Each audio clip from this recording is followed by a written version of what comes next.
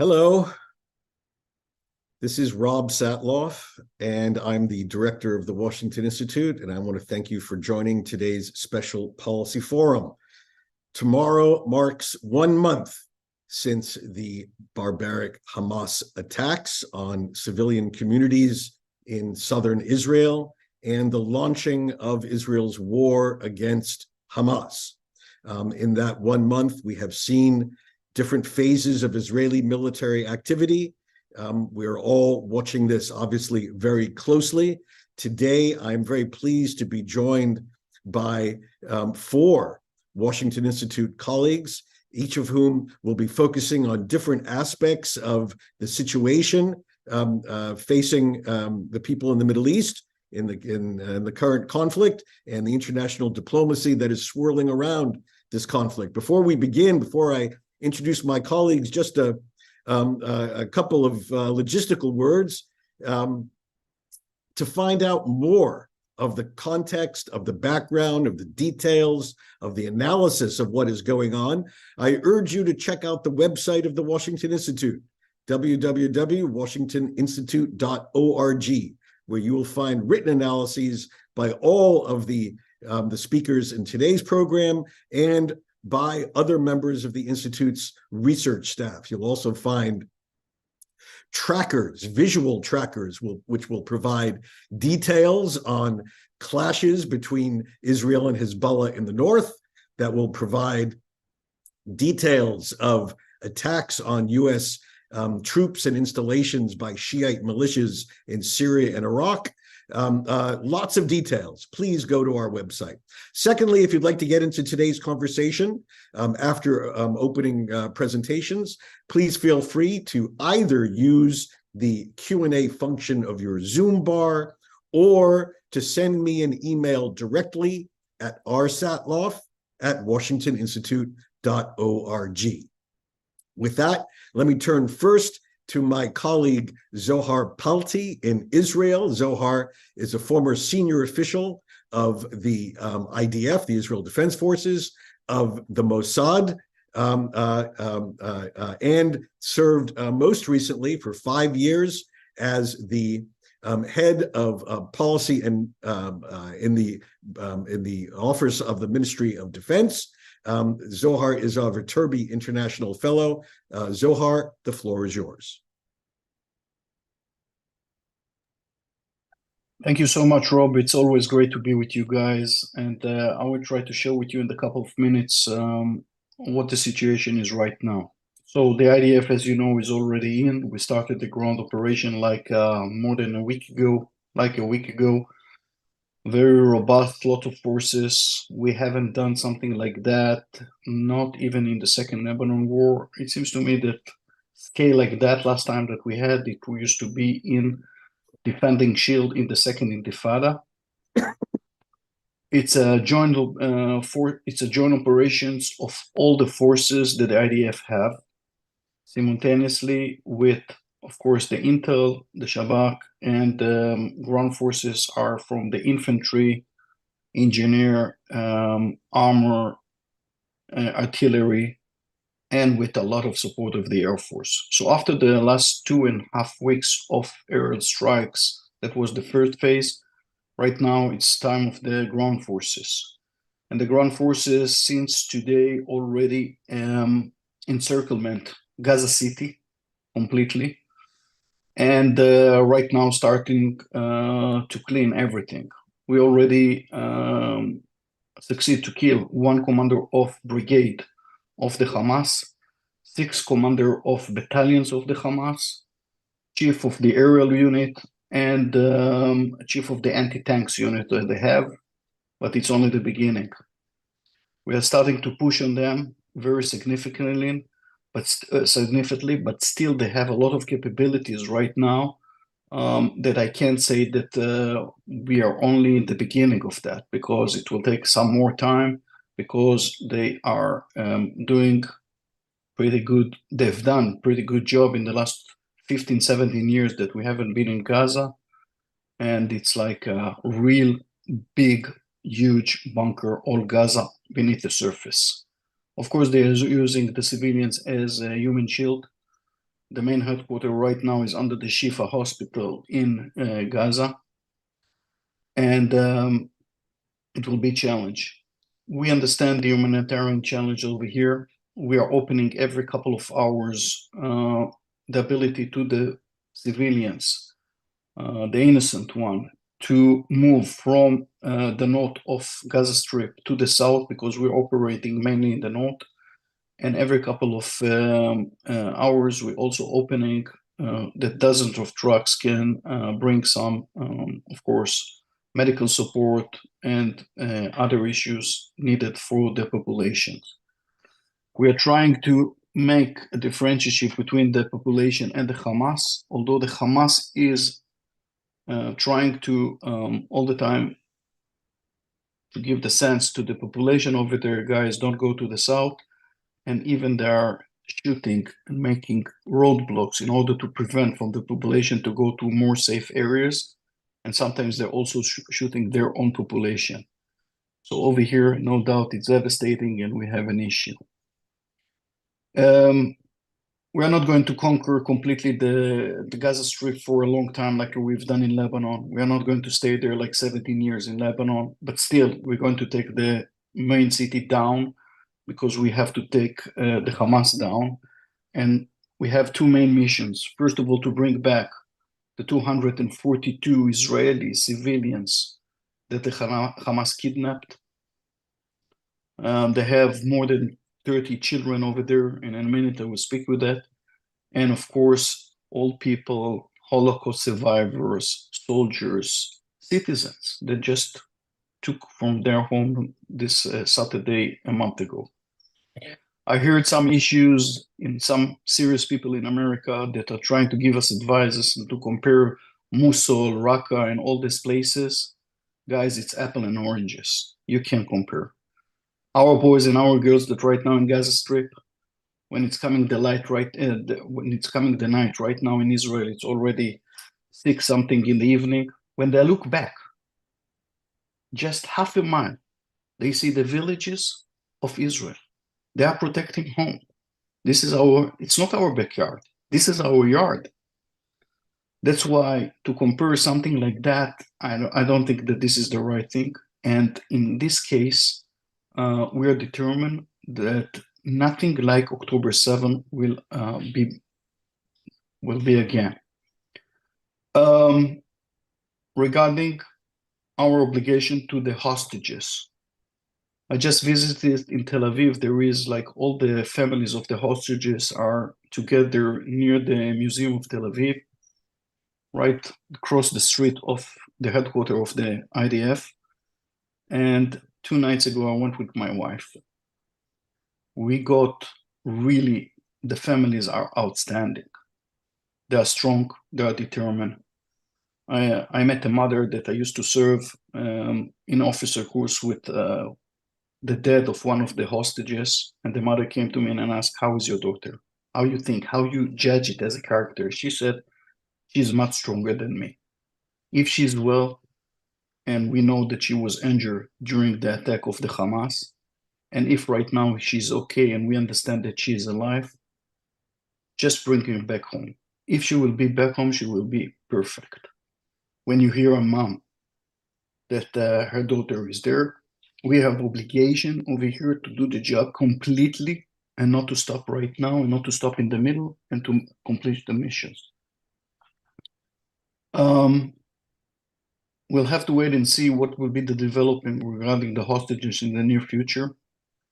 And I'm telling you, everything is on the table. We're willing to consider everything in order to bring those 242 people. Some people are saying, just give them a humanitarian break or a ceasefire.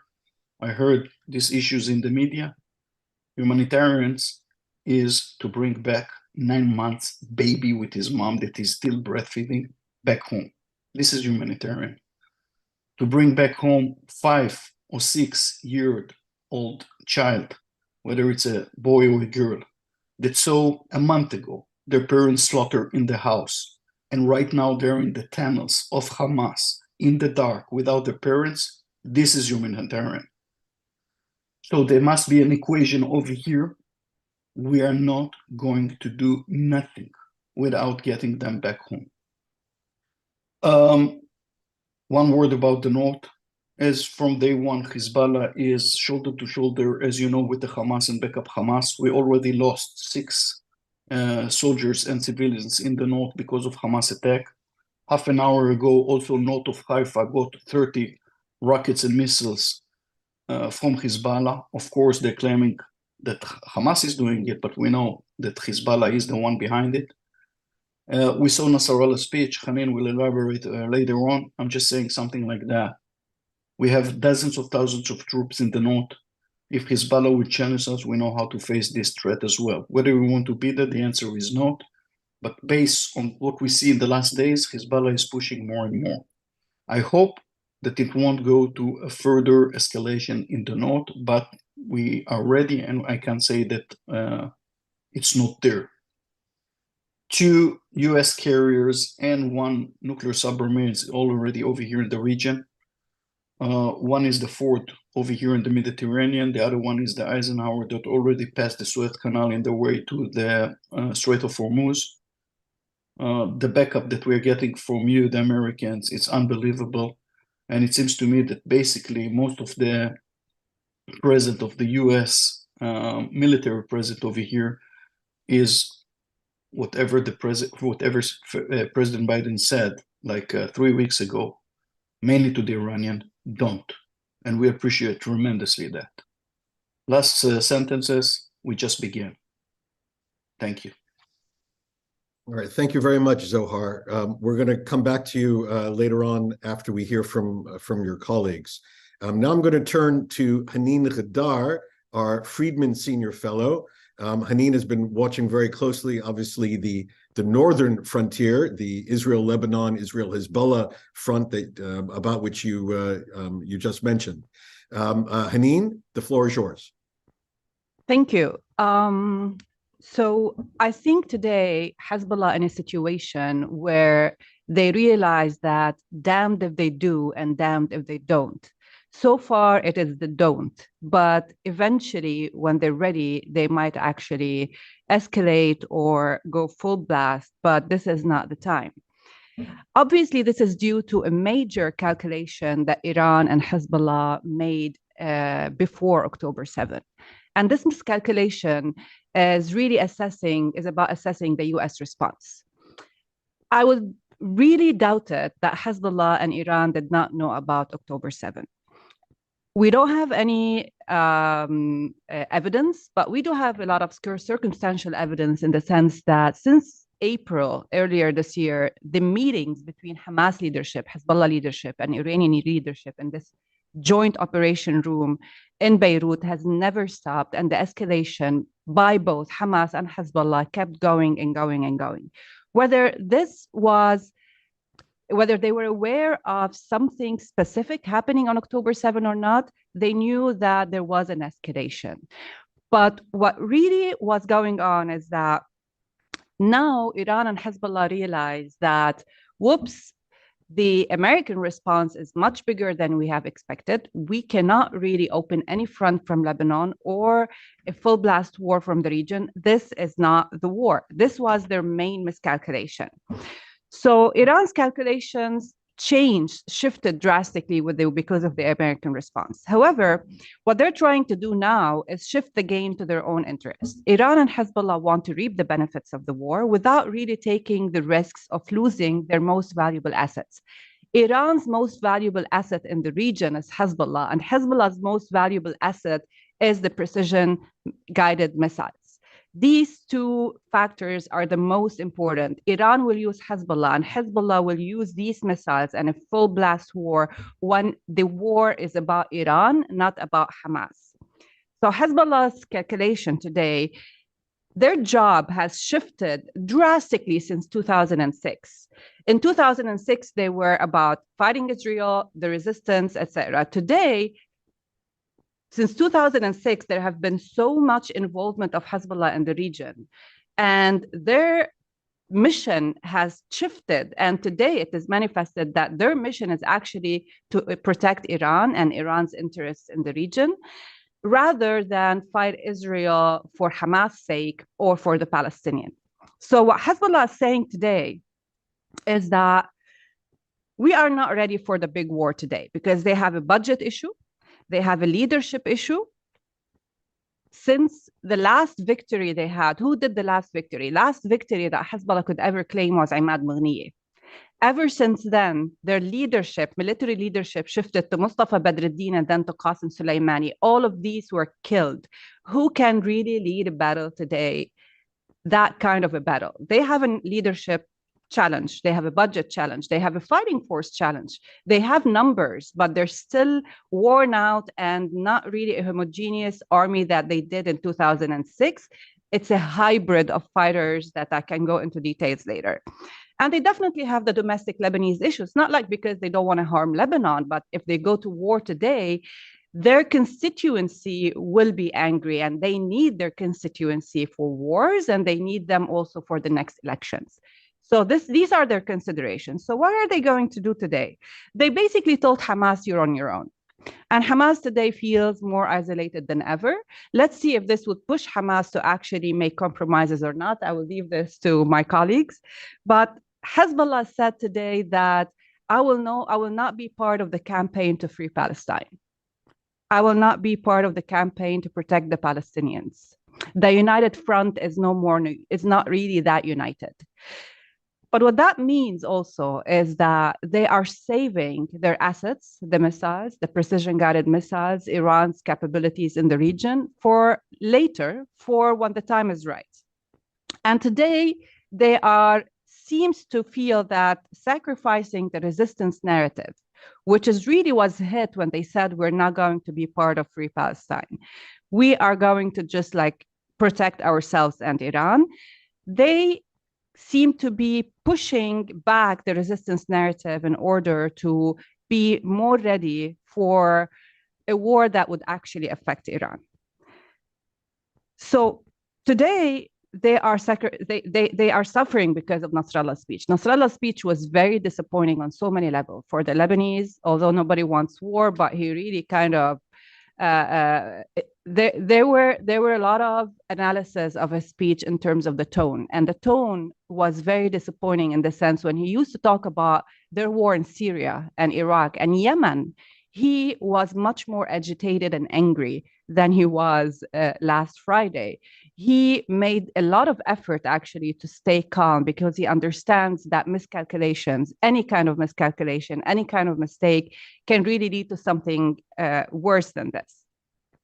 So meanwhile, Hezbollah is watching, engaged, keeping this policy of plausible deniability in the sense that any rocket that is launched deep into Israel, they let Hamas claim it, and everything that is still within along the borders, they claim it. So this plausible deniability lets them realize that we can protect ourselves and Hamas can use Lebanon. However, this is very risky because this eliminates all the strategy of deterrence that Hezbollah is trying to maintain that was set in 2006, because now for Israel, and I will let my colleagues also talk more about it, this means that the deterrence, although Hezbollah is trying to maintain it, very hard to maintain it, gradually it's eroding.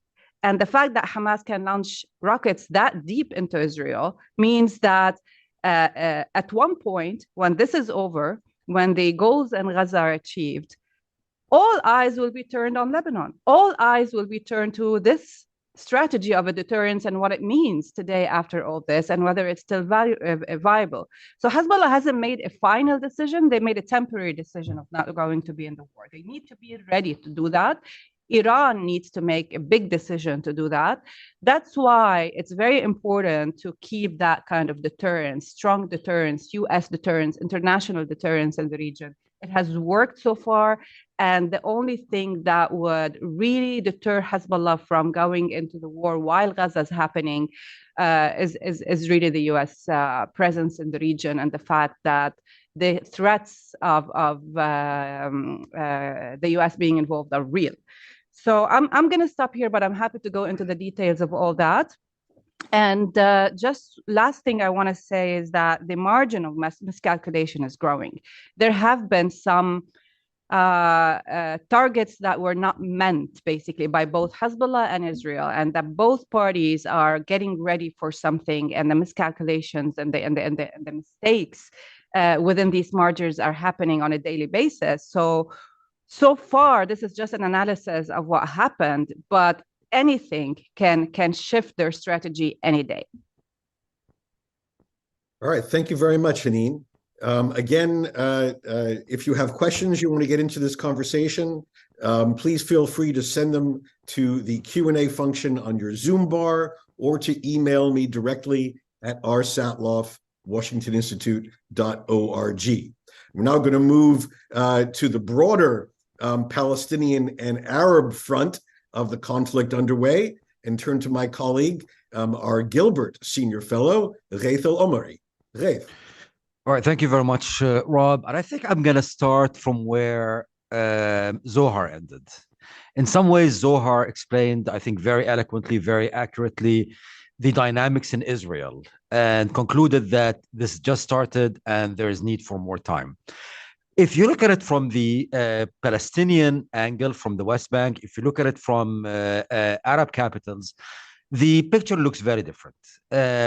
As the kind of atrocities of Hamas's terror attack on October 7th kind of fade to the background and are being replaced by images of the human suffering happening in Gaza, the casualties, etc., the pressure is mounting in Arab capitals and in the West Bank. And in the same way that Israel needs more time to achieve its military objectives, Arab capitals find themselves with, under more pressure as time continues. And I think this is ultimately what the U.S. will need to balance as we approach, as our diplomacy approach this issue. In the West Bank, I would start with the West Bank and say things are relatively quiet. Now, relatively is the key word. Since October 7th, I believe around 150 Palestinians were killed. Since then, we've also seen a dramatic increase in attempted terror attacks. Fortunately, most of those were thwarted. I believe the last number I saw was 2 Israelis killed. Yet on daily basis, we see tensions, we see demonstrations, and we see clashes. Added to this tense situation is the very disturbing phenomenon of settler violence that we have seen increasing, so much so that it's become now a major talking point for U.S. and other international diplomats. Within this whole arena, the Palestinian Authority is suffering. The Palestinian Authority has entered this period already in a very fragile, shaky situation. Its credibility, its legitimacy, its control over the West Bank has been minimal.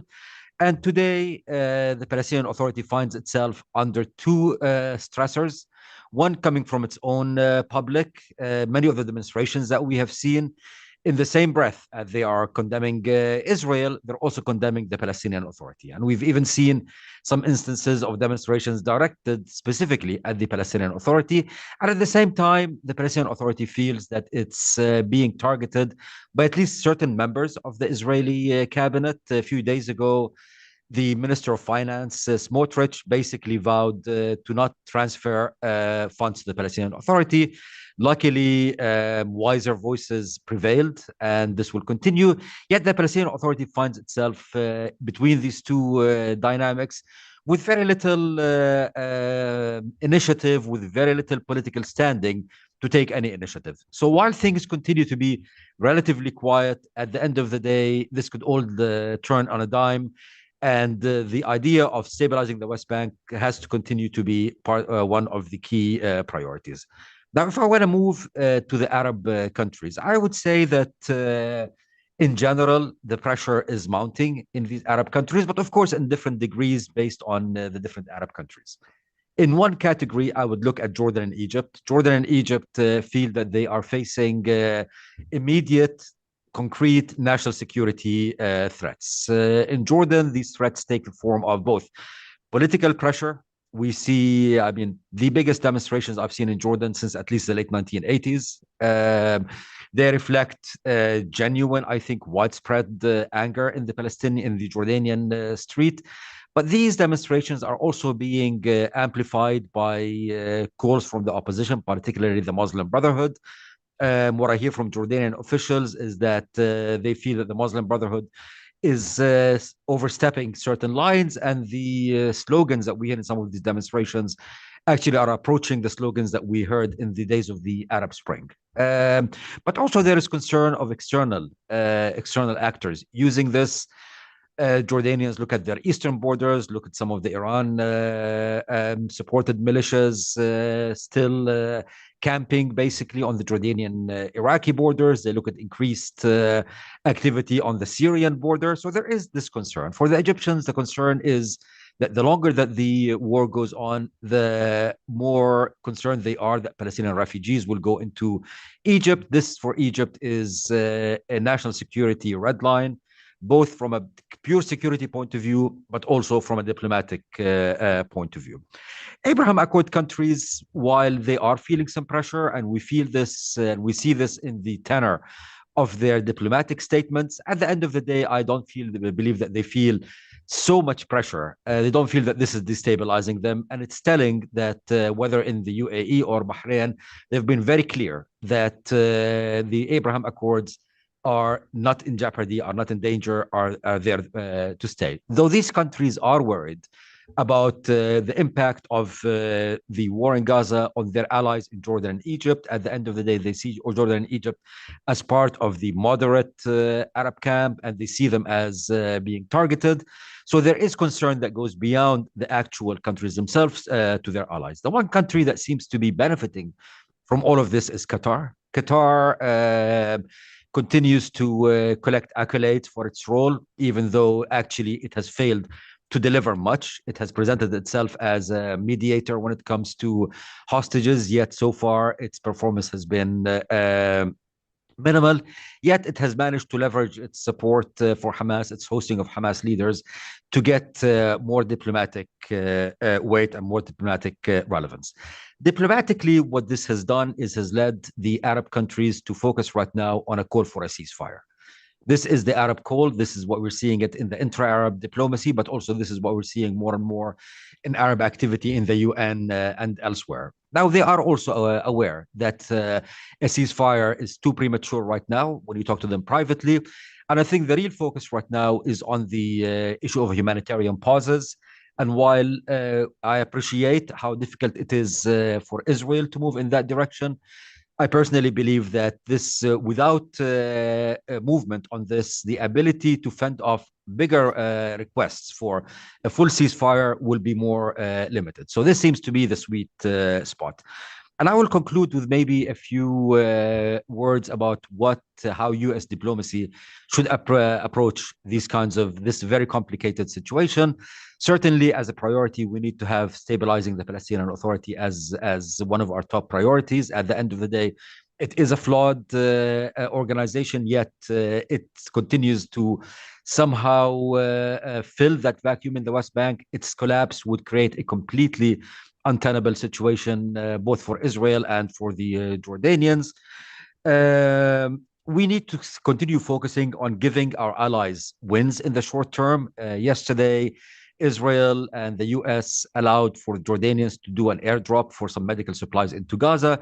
Things of this sort that will not benefit Hamas, but will give some of our Arab allies ability to say, look, we are doing something to counter some of the pressure that they are getting, would be extremely beneficial. We need at the same time, I believe, to pressure Qatar. The delivery of Qatar, as I mentioned earlier, has not been up to what they have been promising. And I believe that our pressure on Qatar should not only be focused on the issue of hostages, but if Qatar claims that it can deliver Hamas, then we should pressure Qatar to play a more active role in getting Hamas to surrender. As much as we're focusing right now on the ceasefire, I believe political and diplomatic pressure on forcing Hamas to surrender and pushing Hamas's backers, be it Qatar or be it Turkey, to push Hamas for a surrender, I believe would be necessary. Maybe unrealistic, but nevertheless the kind of counter pressure to the pressures to have a ceasefire. And finally, I would say we should start now positioning for the day after and to look at what are the things that some of these Arab countries that we see to bring in the day after what they need and to start positioning for that right now. Part of that is bringing up the issue of the two-state solution. Again, I believe that the fact that the President Biden and that Secretary Blinken have mentioned it is not only because this remains the U.S. policy objective, but it's also this framing will be necessary for any day after engagement from Arab countries in Gaza. They need to frame it as a step towards Palestinian independence. We in the US need to consider very much how willing we are to play a part in the day after in Gaza. What I'm hearing from Arab officials when I talk to them is, if the US is not willing to play a role, what do you expect us to play a role? So we need to consider what it is that we are willing to do. And finally, and I will conclude with this, the only, we're focusing right now on Gaza, and rightly so. This is where the war is happening. Yet what we have learned that a weak Palestinian Authority ultimately creates many complications, and any day after scenario, while focusing on Gaza, should also focus on rehabilitating, rebuilding, and reforming the Palestinian Authority. All right, very good. Thank you very much, Ghaith.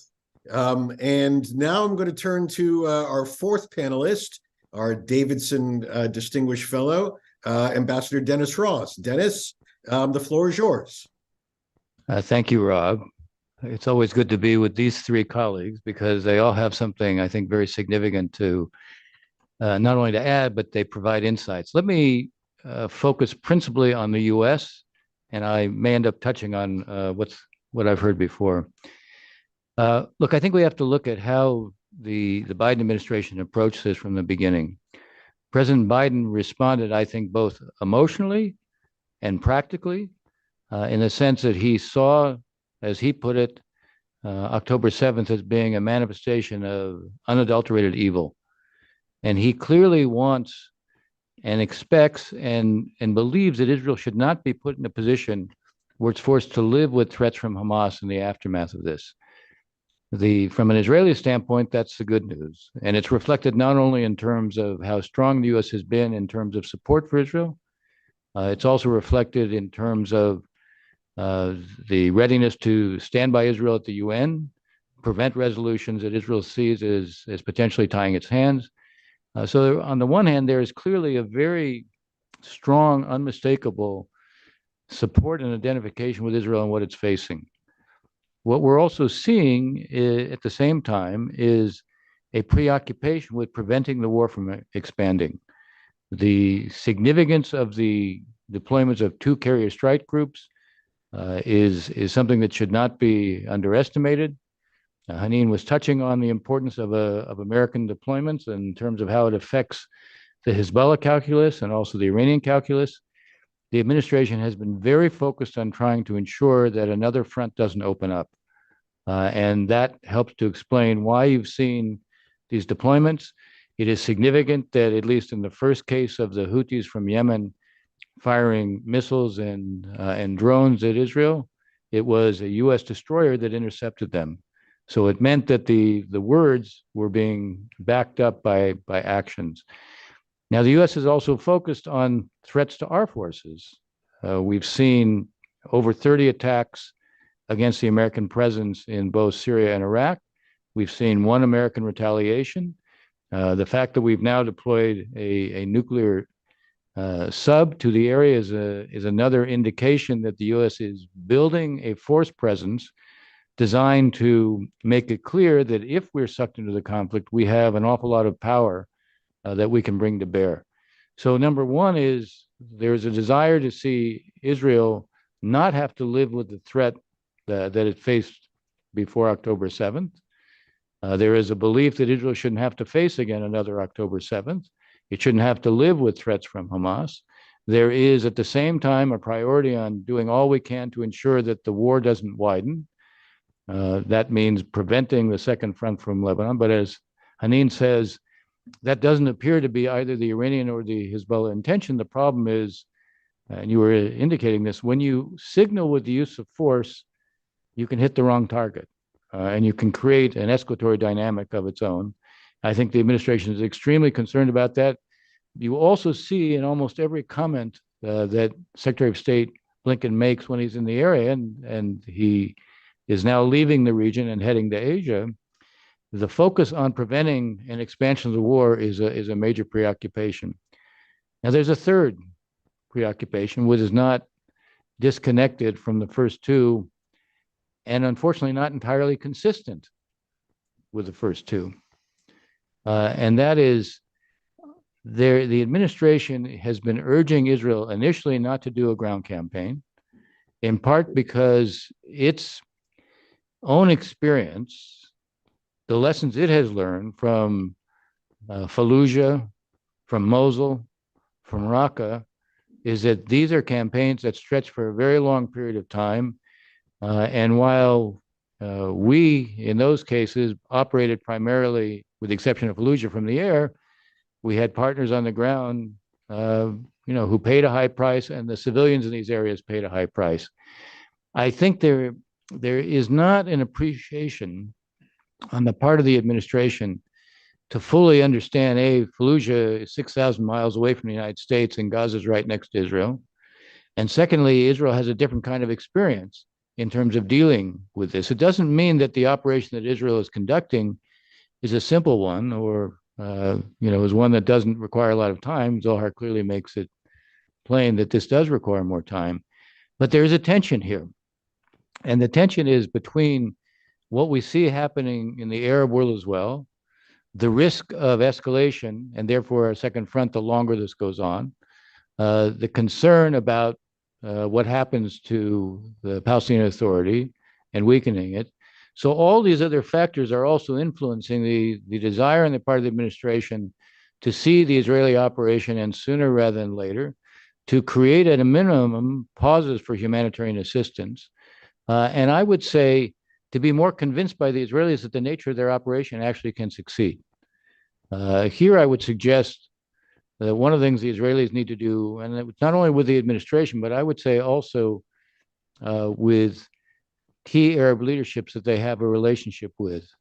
And this is not only the Abraham Accord countries and countries they have peace with, but others that they have intelligence relationships with.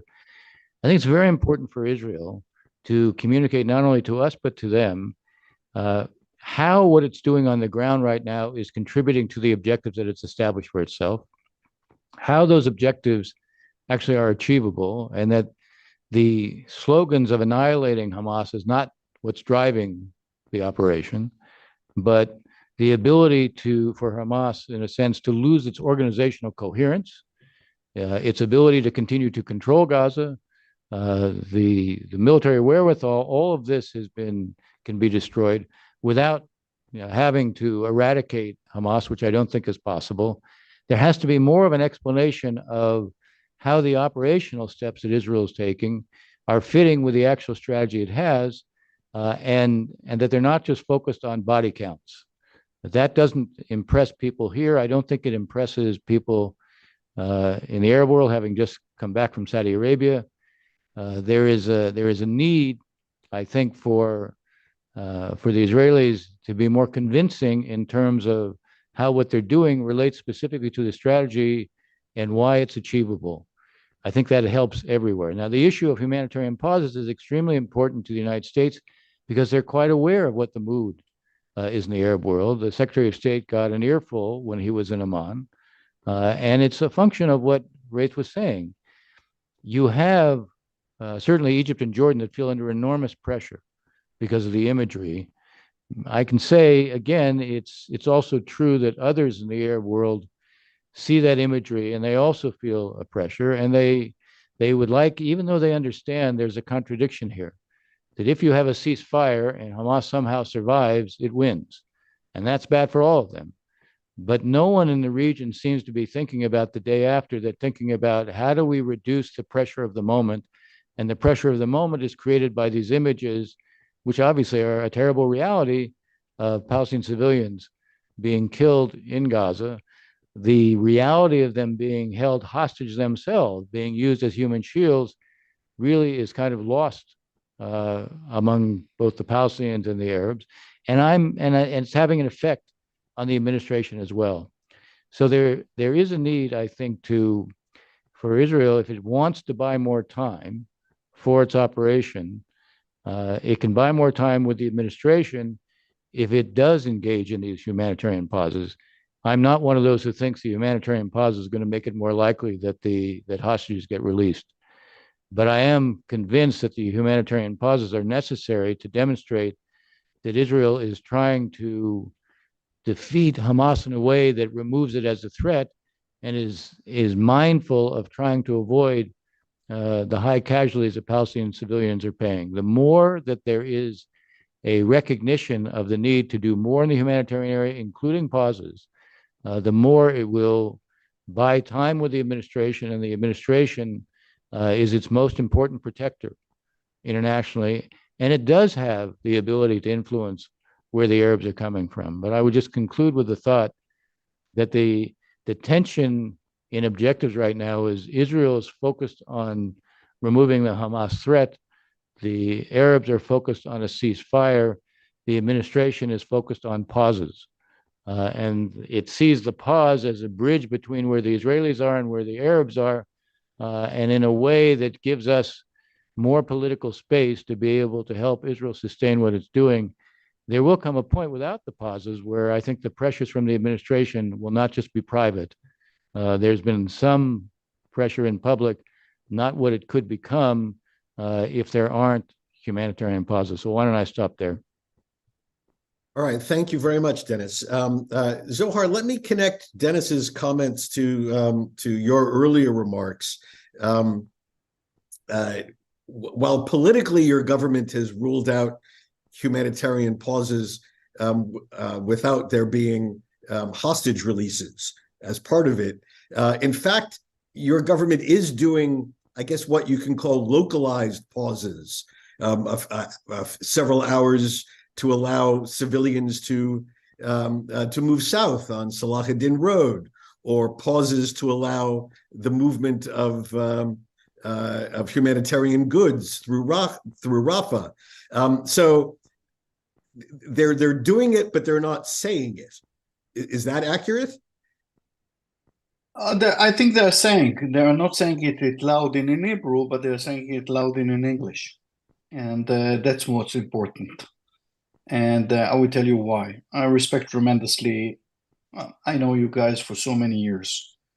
And I respect Dennis, what he said right now. But you have to understand, right now, the public opinion over here, they are calling the shots. Government is important, but right now, the public opinion don't want to see any pause. This is the state of mind of the Israeli right now. And some will say, okay, so you need leadership for something like that. Okay, leadership, I will see more pressure on the Hamas.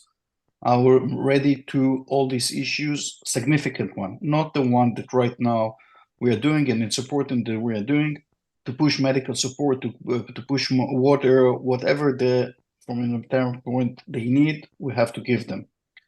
As you phrase it, Rob, we are opening Salahuddin, and today there is, we released some of the videos from the UAVs and from observations to see dozens of civilians that are moving and walking from the north of Gaza to the south, and we'll continue to let them to do that. That's important.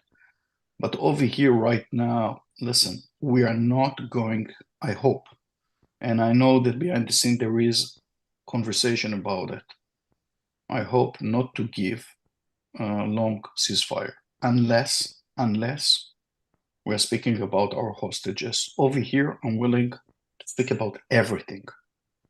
We are not nice right now. We have to do the job. And this is exactly, I'm reflecting right now what we feel. Can just while I have you, because I received quite a few questions about Israeli military strategy. I don't know whether you can go into this, but separating north from south and the focus on the north is what you know. Can you explain a bit more? What is the objective in the north? Do you expect there to be a similar ground effort in the south before long? And if and when that happens, how will the Israelis protect the now swollen number of civilians that have moved from north to south? It's not by coincidence that there is a fog right now. It's not by coincidence that we are not elaborate regarding our strategy. It's not, nobody knows exactly what we are doing right now in Gaza. And we like it like that. Because the Hamas don't understand exactly what we are doing right now, and not Hezbollah. We're speaking simultaneously with two entities right now. So even the public opinion in Israel haven't seen in the Israeli media and TV where is all our ground forces. And that's, Dennis, I will elaborate regarding something you said. I said it before. We're conducting over here a war that we can't compare it to Mosul and to Raqqa. And my good friend David Poteros, I read his article and heard him. It's not the same. We're 50 miles from houses, from our homes. That's why I'm not going to let no one, if we're entering from the south, from the north, from the center. I don't want to say how many divisions we have right now in Gaza, and we have a lot of them. Guys, we're working, and it's going to be long. That's the only thing that I'm willing to say right now, because I know what we are planning to do right now. Whether we'll succeed 100%, I don't know to tell. Whether I'm confident that right now the IDF and our boys that right now in Gaza are doing an outstanding job and that they are determined to bring the 240 people, the answer is definitely yes. Whether it's going to be messy, whether it's going to be tough, whether it's going to be long, all the answer is yes. But what's the alternative right now? We are not in another round of 2012, 2014, 2019, 2021. It's a different ballgame. And that's exactly what we mean to do. Now, whether we'll have the ability, winter, America, public opinion, hostages, Qatar, so many elements over here, northern front. I don't know to give you, to myself, answer for all of that. But for the time being, we're doing okay. All right. Thank you, Zohar. Hanin, a couple of questions about Hezbollah and the potential for escalation. When President Biden says don't, and yet we still see Hezbollah sending short-range rockets over the border, and we see, as you said, Hezbollah allowing or triggering Hamas to send even further rockets further into northern Israel. What do we think, or what does Hezbollah think the don't means? How should Hezbollah interpret what the American don't is? Yes, that's the main question, right? Today, like, what does that? Do they get it? I think they got it, and the don't. This is for them is the don't, because if they didn't listen and they misinterpret it, means that they will be using their precision guided missiles, that there will be many fronts open at the same time, from Yemen to Iraqis coming to Lebanon and Golan. And there will be a lot more Hezbollah missiles launched deep into Israel. This is them responding to the don't in their own way, in the sense that they need to find, it's a balancing act between being able to save face to a certain extent and saying, we're not completely on the side of this war. We are part of this war, because this is also beneficial for them to say that we are part of this war, really building on the narrative of the street today, but also saying to the Americans that this is the limit. We're not going to go further than that. They are still targeting military targets, communication targets, radars, cameras, etc. They're not really going into civilian areas or towns. So this is for them. This is what don't mean. And if this is satisfying, then they're gonna stay there. But again, as we said earlier, and that's Dennis highlighted as well, there's a lot of miscalculations. So many, the margin for this for the wrong targets is growing from both sides, actually, and then this might shift. But I think this is their interpretation of the don't. And so, and on the other side, Zohar, when Israelis hear President Biden say don't to Hezbollah, does don't allow for Hezbollah targeting military installations just over the border, or is the don't send large volleys of missiles into central Israel? So first of all, we never asked from the American in our borders to do the job for us. We always took care about our own business. It seems to me that in this time, we will try to do the strategy the same. First of all, if Hezbollah is not going to push more than they are doing right now, I hope that we can, let's say relatively that we are concentrating our main target to take Hamas down in the south. But, and over here it's a big but, I'll take the word that just said miscalculation.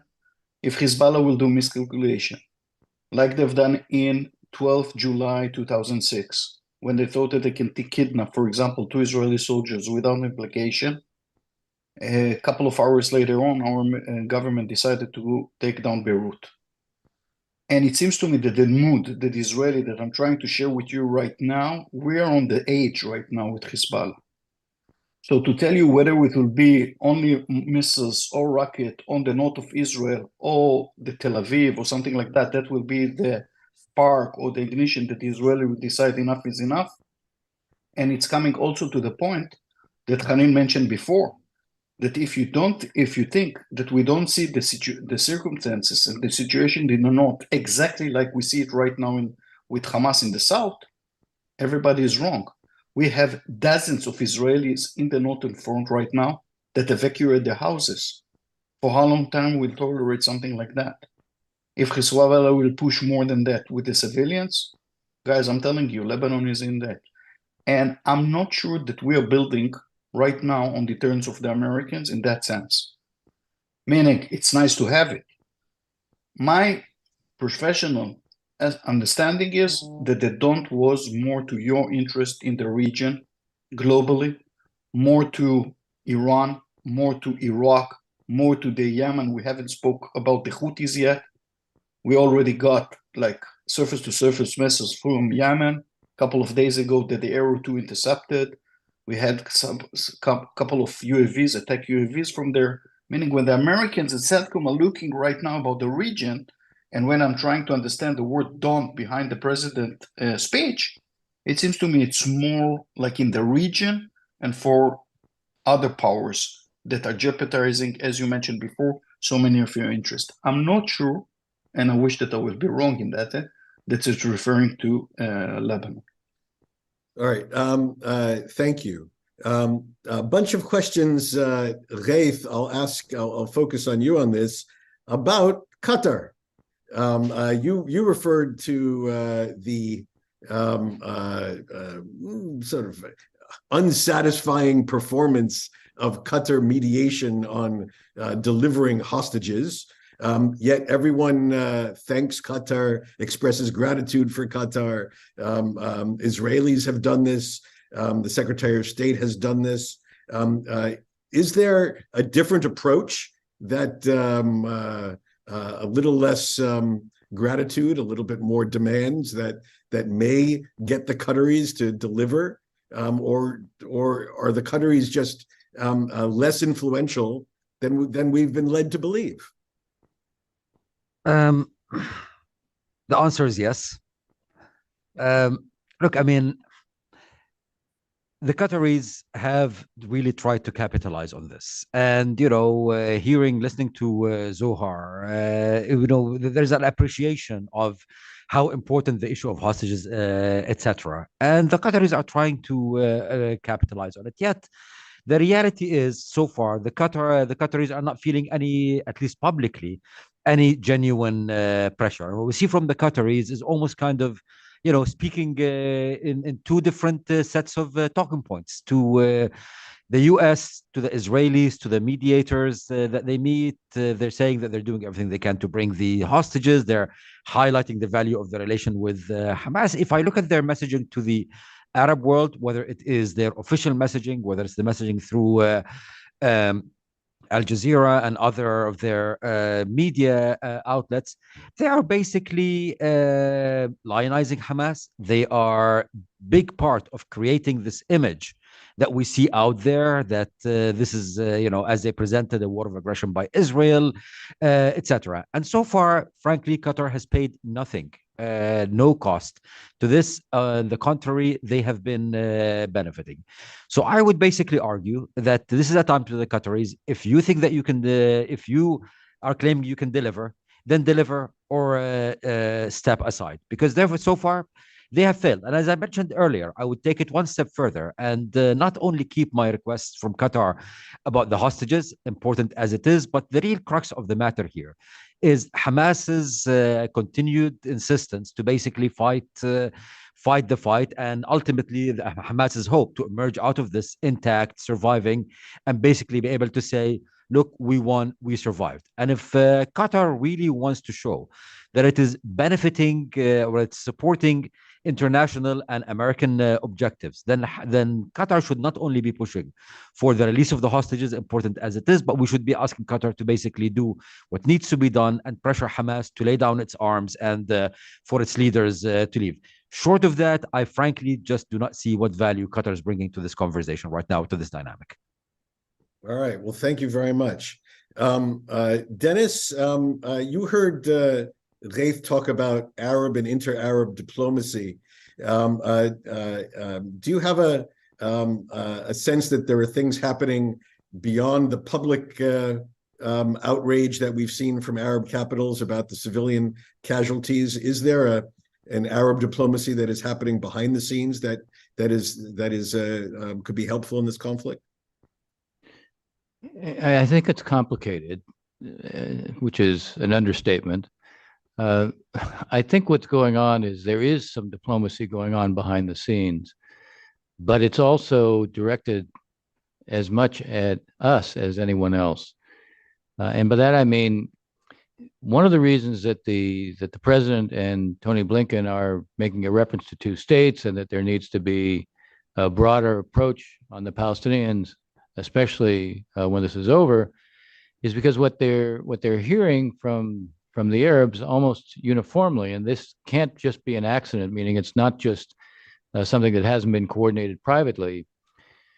We are prepared to do things, to build up the PA in the West Bank, to actually to require some reform there and invest in the PA.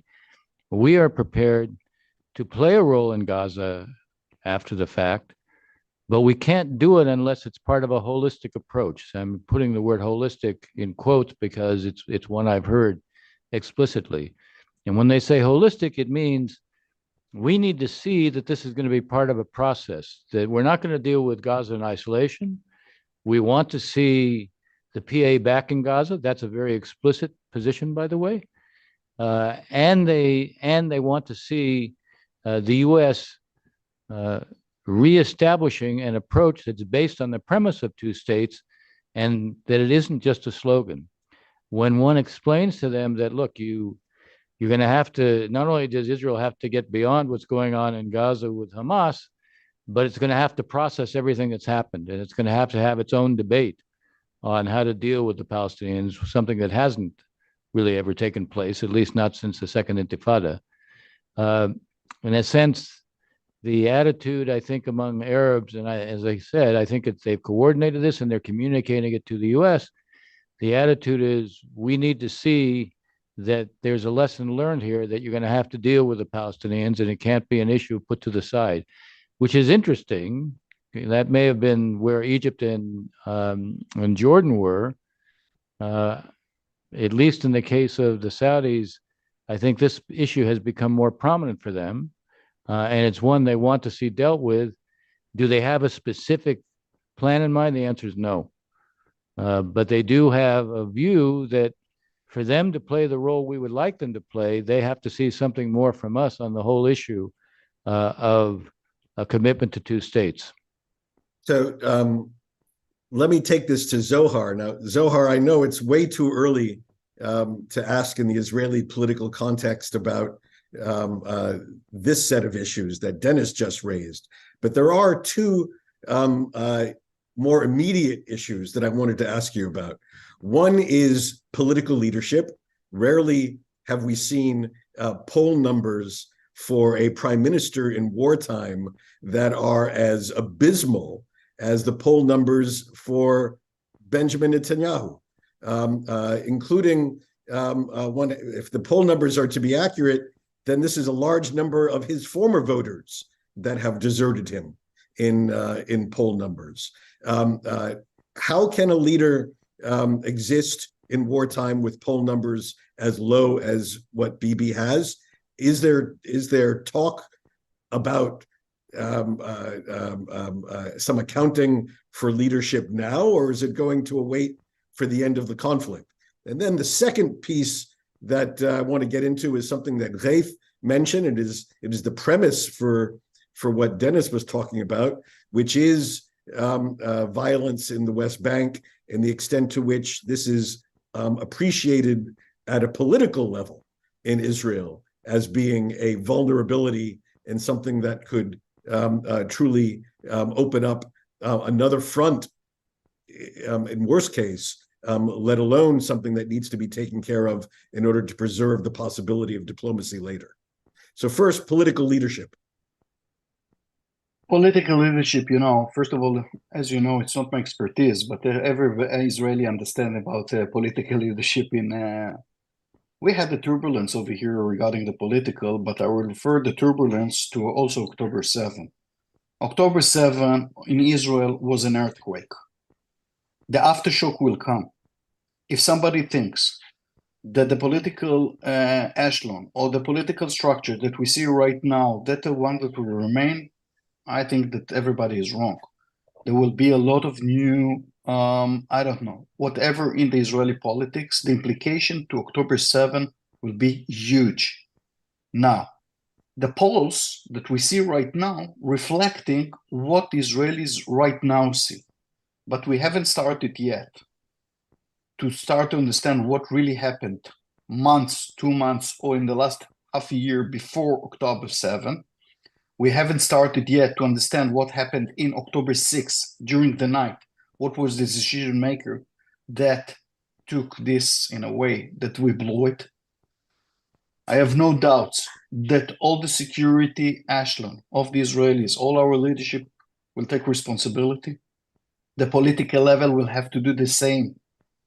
Where it will stop, I don't know yet. But no doubt that there is an Israeli politics will be ugly.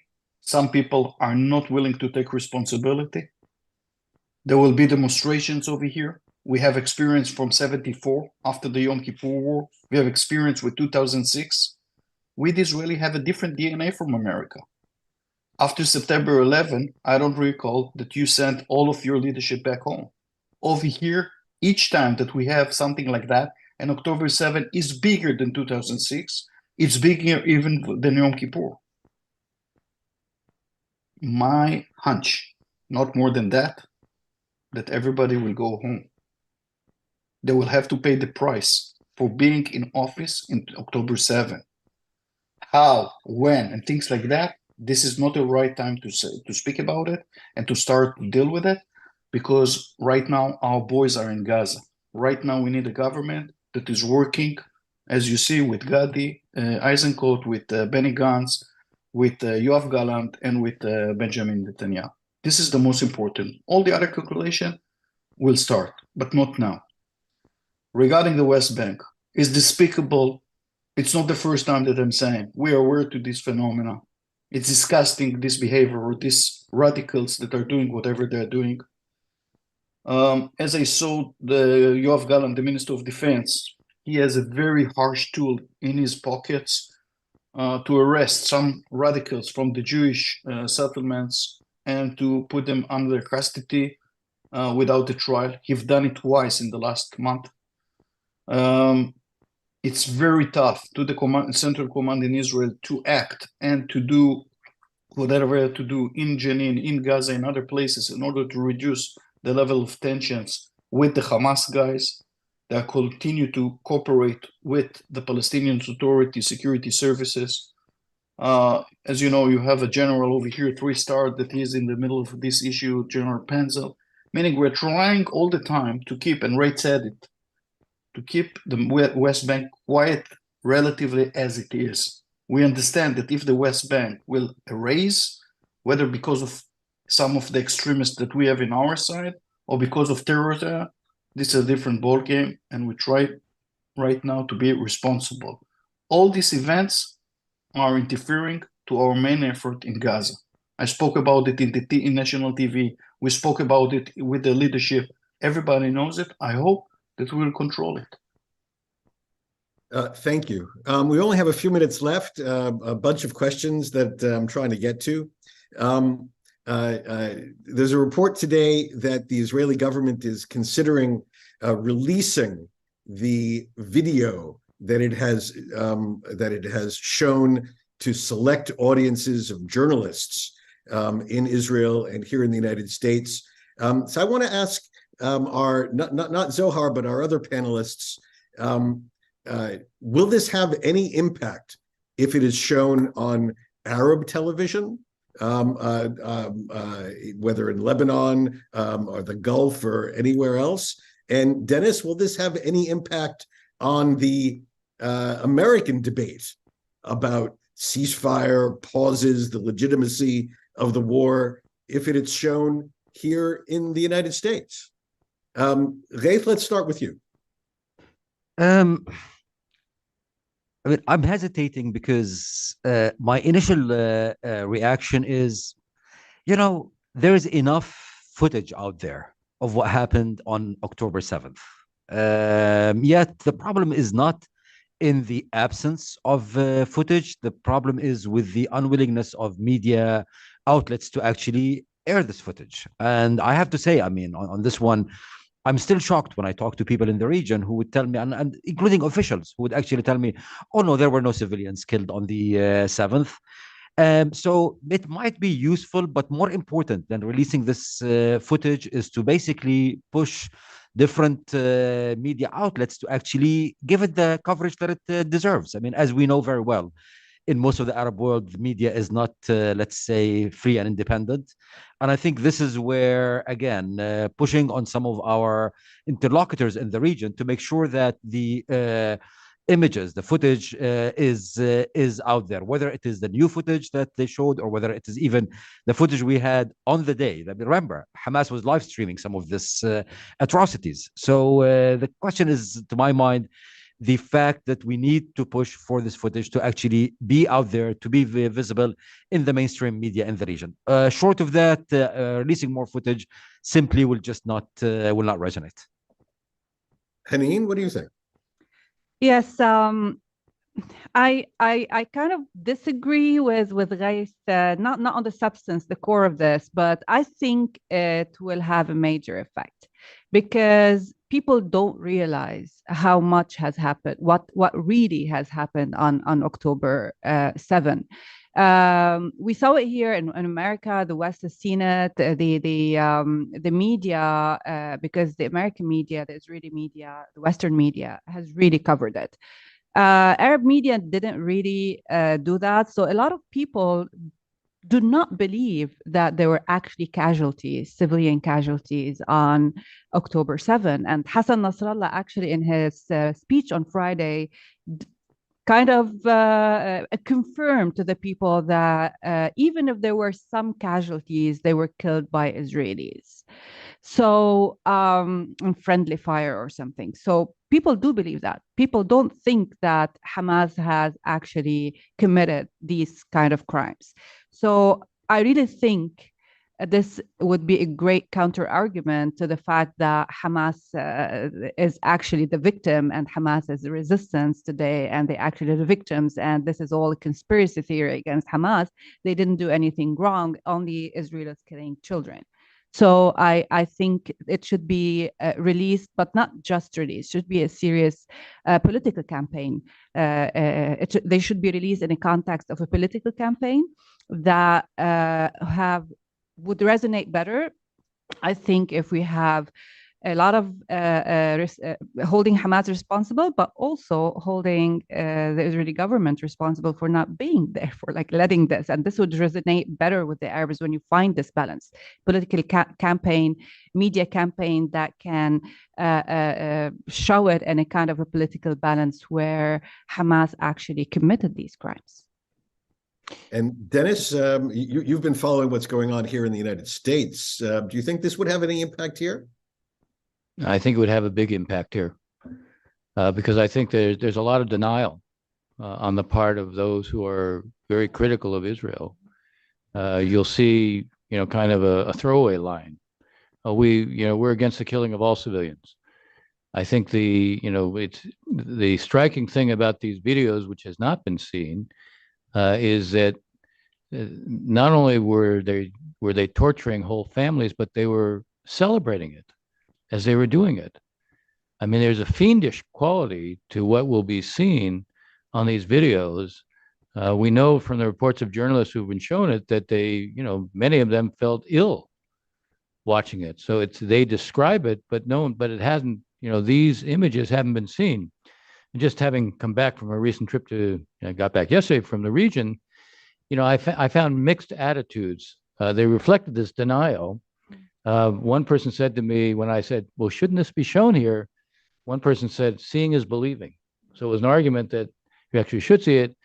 Another one was sort of saying, well, don't ask us to run it on our media. And I came up with the idea, well, what if the CNN and BBC were to run this, then it would become more difficult for some of the local networks in the region not to run it.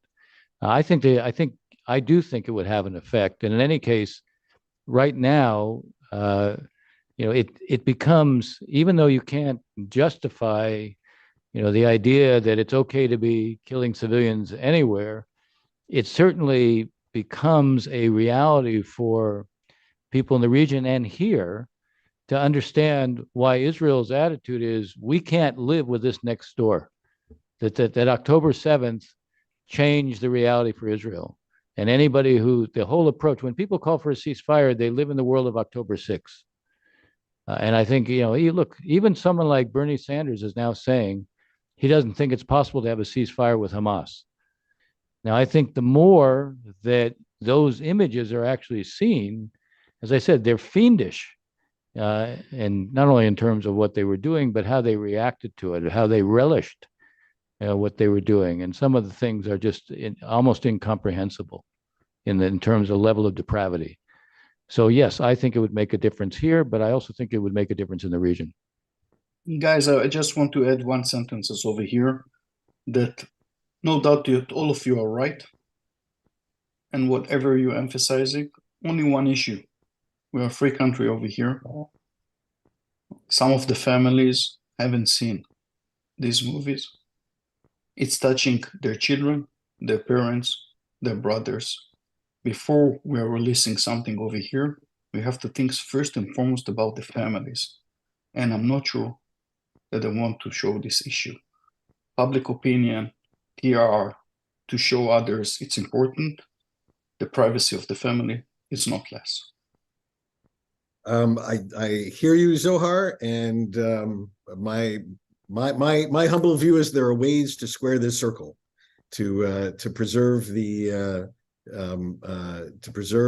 privacy of families and to get this material out. I can only say I was on a debate a couple of days ago with a live TV in Beirut, and I was appalled that the interviewer